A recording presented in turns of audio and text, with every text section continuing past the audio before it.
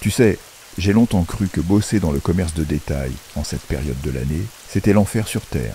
Les mères épuisées qui se battent pour un pull en solde, les pères qui fulminent en cherchant une place de parking, et ces petits chefs qui paradent comme s'ils avaient la moindre importance.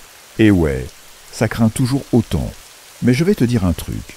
Je préfère encore affronter des hommes-chiens dans les forêts enneigées du nord du Michigan que de devoir supporter un cadre supérieur imbu de lui-même, incapable de reconnaître une bonne idée, même si elle lui mordait la jugulaire.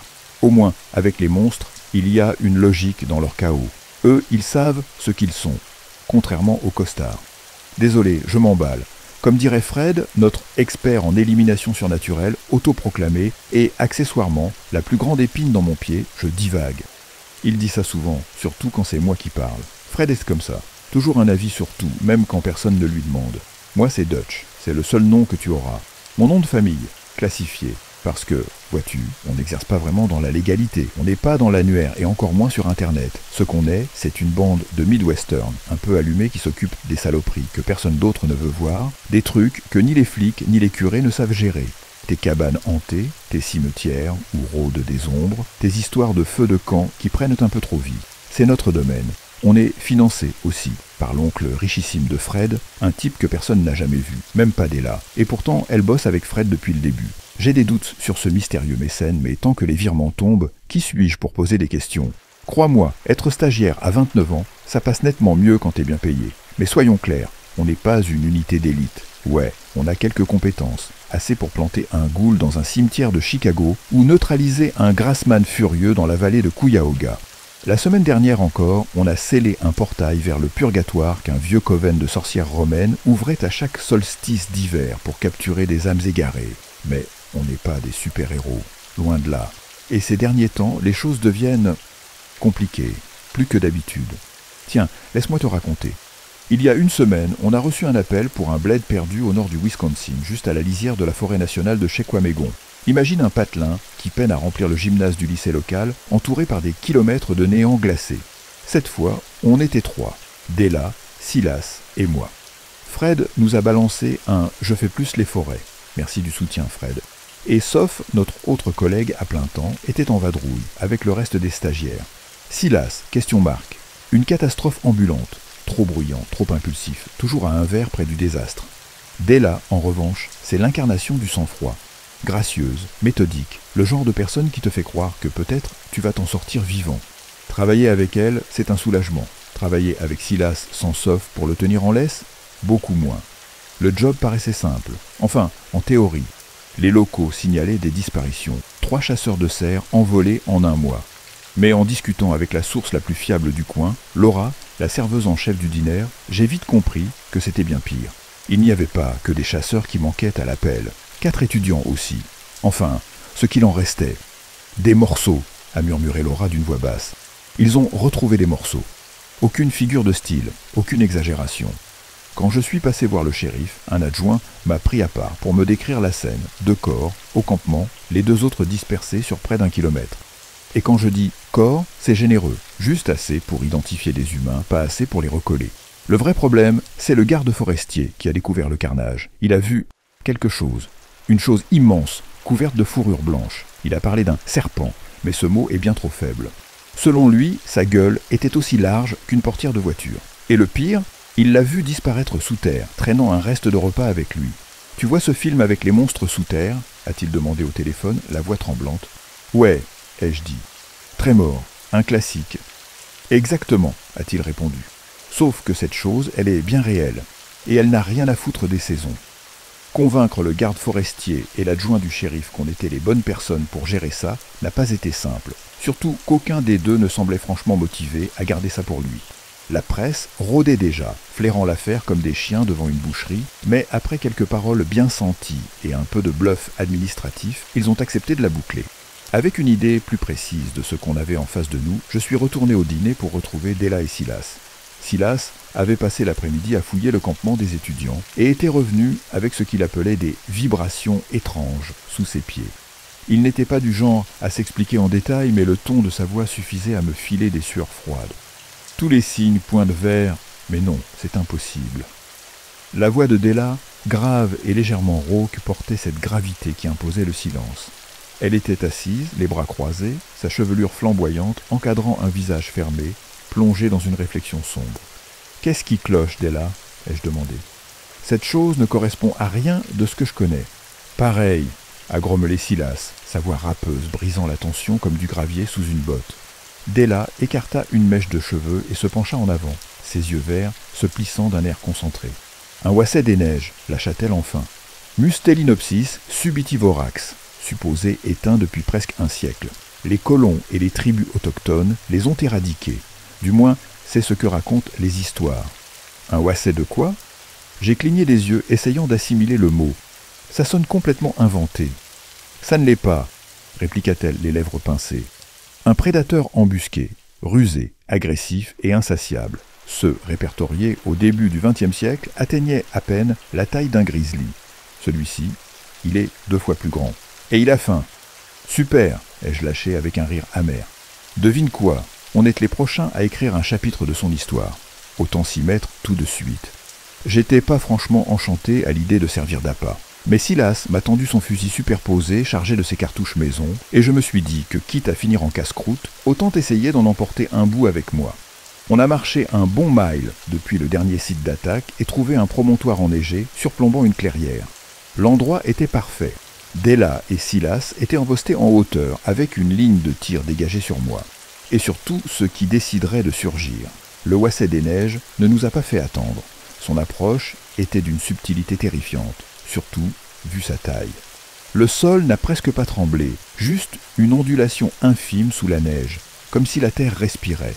Je suis resté figé, les doigts crispés sur le fusil, priant pour ne pas me pisser dessus. Della nous l'avait assez répété. C'était un prédateur embusqué. Tant qu'il pensait que je ne le voyais pas venir, il frapperait. Et c'était notre seule chance de l'abattre. Ça aurait pu marcher. Vraiment. Si Laura n'avait pas débarqué. Ouais, Laura, la serveuse du dîner. Celle qui avait tout entendu et qui n'avait pas pu s'empêcher de fourrer son nez là où il ne fallait pas. Elle avait décidé que ce matin-là était le moment parfait pour jouer à Nancy Drew. Je l'ai vue, avant de l'entendre, à une 50aine de mètres, avançant à travers la neige sans se douter de rien. Et c'est là que le wasset a bougé. Juste devant moi, la neige s'est mise à onduler plus vite, fonçant droit sur elle comme un requin sur sa proie. « Oh putain !» ai-je soufflé entre mes dents. Pas le temps de réfléchir, pas le temps de paniquer, juste l'instinct et l'adrénaline. D'un geste rapide, j'ai fait un signe à Della et Silas avant de foncer en avant, fusil levé. « Laura !» ai-je hurlé, ma voix éclatant dans l'air glacé. « Monte sur les rochers! Bouge! Maintenant !» Elle s'est figée, tournant brusquement la tête vers moi, l'incompréhension sur le visage. Et c'est à ce moment-là qu'elle l'a vue, la neige qui se déchirait en une ligne crantée, l'ombre immense juste sous la surface. Ses yeux se sont écarquillés, et l'espace d'un instant, j'ai cru qu'elle allait s'évanouir. « Sur les rochers !» rugis-je à nouveau, tirant le premier coup juste devant le wasset. Le coup de feu éclata comme un coup de tonnerre, la détonation me secouant l'épaule. Neige et terre volèrent en éclats, mais la créature ne ralentit presque pas. Elle était rapide, beaucoup trop rapide. Mon estomac se serra en réalisant que Laura n'atteindrait jamais les rochers à temps. Le fusil rugit encore, un coup de tonnerre assourdissant qui se réverbéra entre les arbres et se perdit dans le néant glacé au-delà. La balle spéciale de Silas, un monstre de calibre 10, chargé avec assez de puissance pour foudroyer un grizzly, frappa la créature en pleine émergence de la neige, ses mâchoires béantes pointées droit sur Laura. L'impact fut spectaculaire, viscéral. Un hurlement perçant, inhumain, éventra le silence de la clairière tandis qu'une giclée de rouge éclaboussait la neige, les arbres et Laura elle-même. L'espace d'un instant, le wasset chancela, mais un instant seulement. Il se reprit bien plus vite que je ne l'aurais cru possible, poursuivant sa charge vers Laura, bien que plus lentement, traînant derrière lui une épaisse traînée de sang écarlate. Mon ventre se noua, persuadé que la fille elle était fichue de toute façon. Mais Laura, que Dieu bénisse ses instincts enragés par l'adrénaline, profita de ce bref répit. Elle recula en trébuchant, ses bottes dérapant dans la neige souillée de sang, et se hissa de justesse sur l'avancée rocheuse au moment où le wasset s'écrasa contre sa base. La chose se débattit, ses mâchoires claquant avec frénésie. Mais les racines et la pierre tinrent bon. Derrière moi, j'entendis le crissement lourd de bottes sur la neige et un grognement familier. Silas, Dieu merci. Il était là en quelques secondes, un lance-flamme en main, ressemblant à un personnage tout droit sorti d'un cauchemar post-apocalyptique. « C'est un jouet d'Elon ?» demandai-je en jetant un œil à l'appareil. Il avait ce même éclat trop léché des gadgets surconçus de la Silicon Valley. Mister, modifié.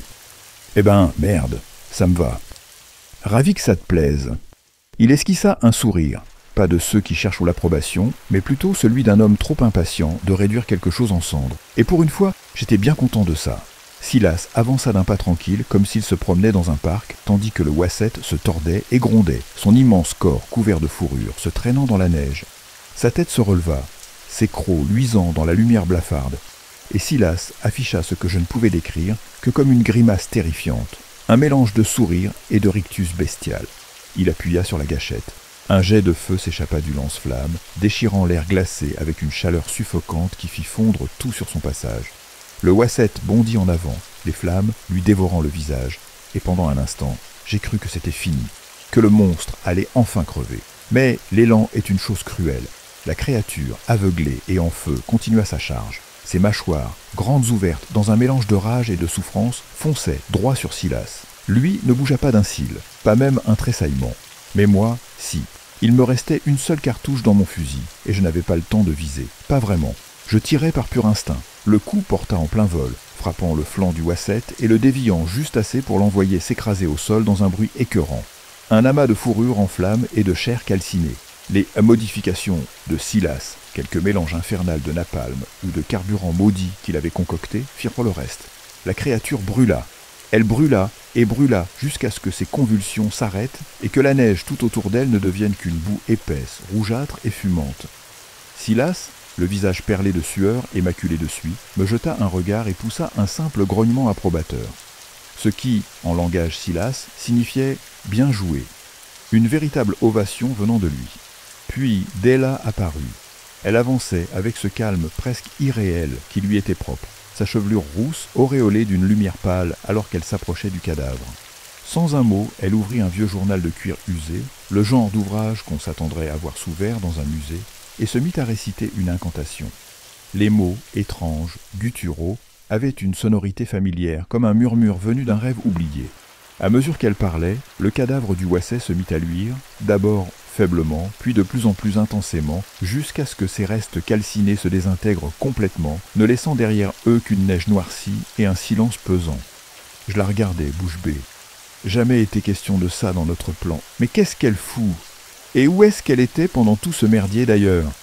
Marmonnai-je en me traînant vers Laura pour voir comment elle allait. La gamine était secouée mais vivante, le visage pâle sous les traînées de sang et de suie. J'essayais de la rassurer tant bien que mal, lui expliquant que la chose qui avait tué ses amis était définitivement hors d'état de nuire. Et que non, nous n'étions pas des agents du gouvernement venus lui effacer la mémoire. Elle avait l'air sceptique mais trop bouleversée pour argumenter. Près de la clairière noircie, Silas se tenait derrière Della l'observant alors qu'elle refermait son journal d'un claquement sec. Son expression attira mon attention, un mélange de méfiance et de quelque chose que je n'arrivais pas à identifier, de la peur, peut-être de la défiance, sans aucun doute. Je gardais ça dans un coin de ma tête. Il y avait plus urgent pour le moment. On raccompagna Laura jusqu'au dîner, lui offrit les condoléances de rigueur, et on se barra de la FISA. Après une élimination, on ne traîne pas. C'est la règle numéro 1. L'oncle de Fred nous appela plus tard, comme d'habitude, avec ses félicitations énigmatiques et ses promesses vagues de boulot à venir. Un peu de répit, ça n'était pas de refus. J'en aurais besoin. Mais voilà le truc. Depuis une semaine, je repense à ce regard sur le visage de Silas, et au boulot du solstice, et à la voix de Della quand elle chantait, trop calme, trop assurée. Il y a des questions que je devrais poser, mais peut-être que je préfère ne pas connaître les réponses. Voilà, c'est ça, macro. Si vous êtes dans le Midwest et qu'un truc flippant vous empêche de dormir, envoyez-moi un message. Dutch, stagiaire, exterminateur extraordinaire. On fera ce qu'on peut pour aider. Juste, évitez de poser trop de questions. À chaud cast histoire 2. J'écris ces lignes avec les doigts qui tremblent légèrement. Pas de peur, pas exactement, plutôt cette énergie nerveuse qu'on ressent quand on sait qu'on s'apprête à lever un voile sur quelque chose qu'on ne pourra plus ignorer. Je traîne ici depuis un moment, assez longtemps pour savoir que les gens partagent des expériences vraiment étranges. Peut-être, juste peut-être, que quelqu'un d'autre a vécu ce que j'ai vécu, ou au moins peut me dire que je ne suis pas en train de perdre la tête. Alors, allons-y. Mais d'abord, quelques règles. Oui, je suis sans abri. Comment j'en suis arrivé là n'a pas d'importance. Ce n'est pas une histoire tragique faite pour arracher des larmes. J'ai grandi en foyer, J'ai pris une mauvaise décision et je me suis retrouvé avec un délit de second degré accroché au cou comme un boulet. J'ai purgé ma peine et en sortant, c'était comme essayer de courir un marathon avec des chaussures roses en béton. La société ne déploie pas exactement le tapis rouge pour les gens comme moi. Non, je ne veux pas de pitié. Je n'ai pas besoin d'un canapé, d'un plat chaud ou de quelqu'un pour venir me sauver. Si j'ai tenu jusque-là, c'est en gardant les autres à distance. Je suis ici pour des réponses, pas pour la charité. Peu importe ce qui m'arrive après, ce sera parce que je l'aurai décidé, pas parce que j'aurai compté sur la gentillesse des autres. Je ne suis pas fou, je n'ai pas d'antécédents psychiatriques et je ne vois pas des choses qui n'existent pas. J'ai eu mes moments difficiles, de l'anxiété, des épisodes de dépression, mais ma tête fonctionne bien. Ce que je vais vous raconter, c'est réellement passé. Et ça continue encore. À l'été 2019, j'ai planté ma tente dans un campement sous l'échangeur de l'I-59. Les foyers d'accueil, hors de question. C'est un cauchemar. Un ami m'avait parlé du camp, un endroit où les gens veillaient les uns sur les autres. J'avais presque rien. Juste une tente volée chez Home Depot et un bout de terre à moi. Mon plan était simple. Trouver un boulot, économiser et m'extraire du trou où je m'étais foutu. Les plans, eux, ils ont cette manière ironique de se moquer de vous. Personne ne voulait m'embaucher. Je survivais en mendiant et en volant à l'étalage, essayant de rester invisible. Et puis, j'ai rencontré Hop et Squid. Hop était ce genre de type qui donnait toujours l'impression de connaître une blague que vous ignoriez. Squid, lui, parlait peu, son visage marqué d'anciennes cicatrices racontant des histoires que personne n'osait questionner. C'étaient des durs à cuire, des gars qui avaient fait de la tôle et qui s'étaient retrouvés dans le camp parce que nulle part ailleurs ne voulait d'eux. Hop m'a proposé un boulot, nettoyage de bureau en équipe de nuit. Ce n'était pas glorieux, mais c'était mieux que de voler du shampoing chez Walgreens. Ils m'ont appris les règles du camp. Règle numéro 1, ne vole pas tes voisins. La punition n'était pas une simple tape sur les doigts, c'était l'exil. Et ici, être mis à la porte, c'était juste une façon plus lente de mourir. Règle numéro 2, fais confiance au camp, pas aux étrangers. Flics, travailleurs sociaux, âmes charitables, tous cherchèrent la même chose, nous faire dégager, nous effacer. Le camp était un équilibre fragile, et quiconque le mettait en péril en payait le prix. Pendant un temps, j'ai eu quelque chose qui ressemblait à une stabilité. Mes journées, je les passais à la bibliothèque, me perdant dans les livres pendant que le reste du monde faisait semblant de ne pas me voir. La nuit, je rejoignais Hop et Squid pour astiquer les sols jusqu'à en avoir mal au dos. Ce n'était pas grand-chose, mais c'était à moi. Pour la première fois de ma vie, j'avais une routine, un but. Et puis, les choses ont commencé à déraper. Au début, c'était des détails. Je me réveillais et trouvais ma tente déplacée de quelques mètres, comme si quelqu'un l'avait traînée pendant la nuit. J'ai demandé autour de moi, mais personne n'avait rien vu. Puis, j'ai commencé à entendre des bruits la nuit. Des raclements comme des griffes sur du béton et des murmures juste à la limite de mon ouïe. Hop m'a dit que c'était des rats. Des gros, avait-il ajouté en riant. Mais son regard ne collait pas à son sourire.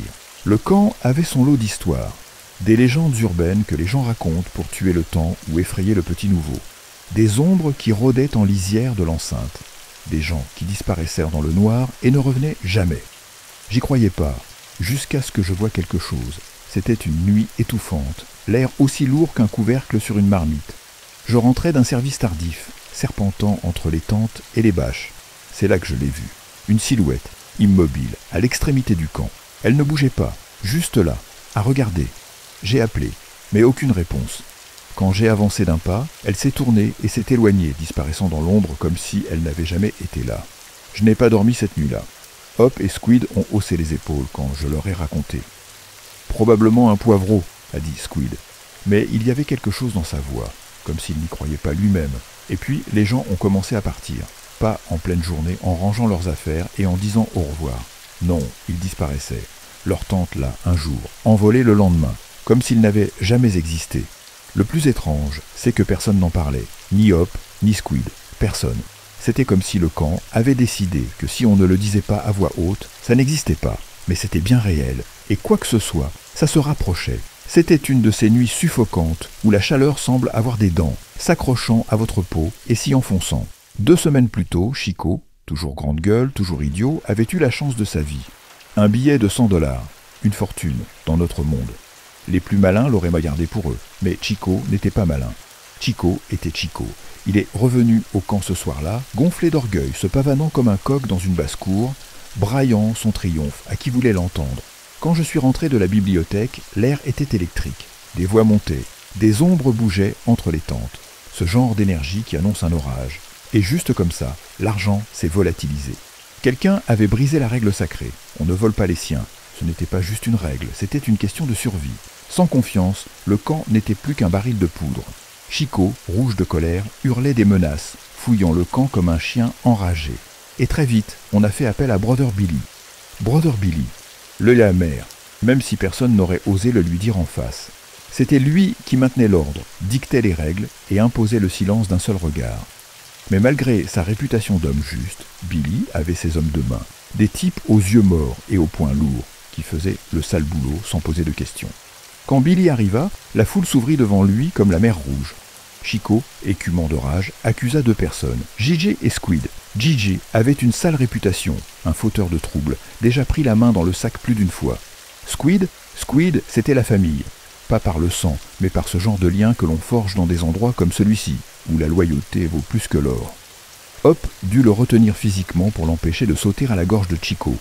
Les hommes de Billy commencèrent non par fouiller la tente de JJ. Rien. Puis vint le vrai choc. Billy ordonna la fouille de la tente de Squid. Mon estomac se noua. Ce n'était pas une simple fouille, c'était une humiliation publique. Hop et Squid étaient un des piliers du camp, respectés même par Billy. Les accusés fouillaient leur espace comme s'ils étaient de vulgaires voleurs. C'était impensable. Je vis la tension dans les épaules de Hop, la rage sourde dans le regard de Squid, tandis qu'ils regardaient, impuissants, leur vie être retournée de fond en comble. Bien sûr, ils ne trouvèrent rien. Mais Billy n'en resta pas là. Il convoqua une assemblée, sa voix tranchant net les murmures. Si l'argent de Chico n'est pas rendu d'ici demain matin, chaque tente du camp sera fouillée. Un silence étrange s'abattit sur nous cette nuit-là. Pas de rire, pas de musique, même pas le cliquetis habituel des bouteilles. Je ne trouvais pas le sommeil. L'air était chargé, lourd, comme avant une catastrophe. Vers 3 heures du matin, un coup de vent fit frémir ma tente, suivi de bruits de pas furtifs. Je jetai un œil dehors. Rien, seulement l'obscurité, mouvante, vibrante, comme si elle me regardait en retour. Puis Hop surgit à mon entrée, sa voix basse et tendue. « Viens, gamin, chuchota-t-il, on a un problème. » Je le suivis jusqu'à la lisière du camp. Billy était là, avec Anthony, son bras droit, debout au-dessus d'un corps. Mon sang se glaça. Chico. Son cadavre gisait sur le sol, le cou tordu dans un angle impossible, sa tête tournée à l'envers. Ses yeux étaient en grands ouverts, sa bouche figée dans un cri silencieux. Et, dans la poche arrière de son pantalon, comme une mauvaise blague, se trouvait le billet de $100. Les morts n'étaient pas rares ici. Overdose, coup de chaud, maladie, ça faisait partie du quotidien. Mais un meurtre, c'était autre chose. Un meurtre attirait les flics. Et les flics, c'était la fin de tout. Mon regard parcourut la foule rassemblée, et une peur acide me tordit l'estomac. « Où est Squid ?» murmurai-je à Hop. « Il est pas là, répondit-il, la voix tendue. Les ordres de Billy tombèrent immédiatement. Dès la nuit tombée, Chico disparaîtrait. Personne ne devait en parler, pas encore. Billy envoya Anthony et moi chercher JJ. Le passé avait une drôle de manière de vous rattraper. Et avec ses antécédents, JJ était le coupable idéal. Mais quand nous arrivâmes à sa tente, quelque chose clochait. L'air sentait mauvais, un mélange de pourriture et d'acidité. Anthony ne prit même pas la peine de frapper. Il entra d'un coup d'épaule. JJ était là, mort, enroulé dans son sac de couchage, son visage figé, dans la même expression de terreur que celui de Chico. Une large entaille lui barrait le front, du sang séché collant à sa peau. Celui qui l'avait tué n'avait rien pris, aucune fouille, aucun vol, juste un coup. Network précis. Quand nous revînmes vers Billy pour lui annoncer la nouvelle, ce fut comme craquer une allumette dans une pièce remplie d'essence. Billy jura entre ses dents, sa voix sourde, venimeuse, puis aboya un ordre à Hop. « Trouve Squid !» Les 2 hommes se mirent à s'écharper, les mots claquant comme des coups de fouet, assez forts pour réveiller les morts, ou, en l'occurrence, le camp tout entier. Les gens commencèrent à sortir de leur tente, le regard encore ensommeillé, et quand ils comprirent ce qui se passait, quand ils virent que le meurtre avait fait son entrée parmi nous, la peur, réelle, tangible, s'installa. Le camp explosa dans le chaos. Les accusations fusaient, les voix montaient, et en quelques minutes, les coups commencèrent à pleuvoir comme des étincelles sur de l'herbe sèche. Les hommes de Billy firent tout leur possible pour calmer les choses, mais la tension était trop forte, la peur trop vive. Puis, comme un barrage cédant sous la pression, une nouvelle vague déferla sur nous, cette fois sous forme de voitures de patrouille. Les gyrophares rouges et bleus balayèrent le camp, et le tumulte se mua en quelque chose de plus froid, de plus silencieux. Quelques-uns furent menottés et emmenés. Le reste d'entre nous s'emmura dans un silence inquiet, regardant les flics retourner notre monde comme s'il n'était qu'un autre problème à balayer du trottoir. Par miracle ou par pure négligence, ils ne trouvèrent pas les corps. Peut-être qu'ils ne cherchaient pas plus loin que la surface des choses. Mais nous savions qu'il reviendrait. Cette nuit-là, le camp se ratatina sur lui-même, chacun se terrant dans sa tente. Billy resta silencieux, calculateur. Hop et moi appelâmes notre boulot pour dire qu'on était malade. Impossible de se concentrer sur des sols à récurer alors que Squid errait encore quelque part, dehors. Billy décréta que personne ne devait quitter sa tente. Mais Hop n'était pas du genre à suivre les ordres, surtout quand il s'agissait de retrouver Squid. Il glissa un billet froissé à l'un des gardes de Billy et nous disparûmes dans la nuit. Nous marchâmes des kilomètres, la ville silencieuse, rythmée seulement par le bruit de nos pas. Hop me conduisit à un vieil entrepôt de stockage, un vestige d'un monde qui nous avait oubliés. « Faut que je me rappelle lequel c'est », marmonna-t-il, en testant serrure après serrure. Enfin, il trouva la bonne. La porte grinça en s'ouvrant, révélant une cage de fortune, un sac de couchage, un réchaud et une malle verrouillée. Dans un coin, une barre de plomb était posée contre le mur, sa surface tachée de sombres éclaboussures séchées. Le poing de Hop s'écrasa contre le béton.